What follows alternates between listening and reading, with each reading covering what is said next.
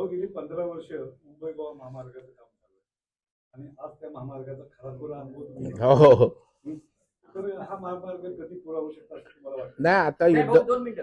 यांचाच प्रतिप्रश्न विचारतोय की आता तुम्ही जे काही काळ ट्रॅफिक मध्ये अडकलात, काय अनुभव आला? हे अनुभव रोज लोक घेत आहेत. नाही मला पुढे वर मी सदर गोष्ट माननीय मुख्यमंत्र्यांच्या लगेच SMS द्वारे कानावर घातली.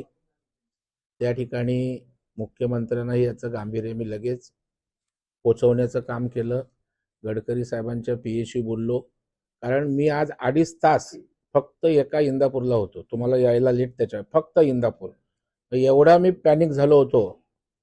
तर लोकांना नेहमी हा अनुभव त्रास 100% होत असणार आणि तुमच्या मार्फत मी सांगतो की मी स्वतः पाठपुरावा करेन आणि लवकरच, कारण शेवटी स्वतःचं जेव्हा जळतं तेव्हा कळतं.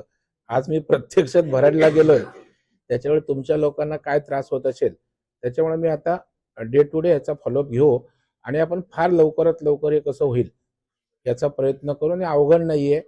गडकरी साहेब तिकडे आहेत, बांधकाम मंत्री आपले शिवेंद्र बाबा आहेत आणि दोघांशीही आपले चांगले संबंध आहेत. त्याच्यामुळे त्यांना जेवढं आपल्याला गतीनं काम करायला सांगायला लागेल तेवढं आपण नक्की सांगू.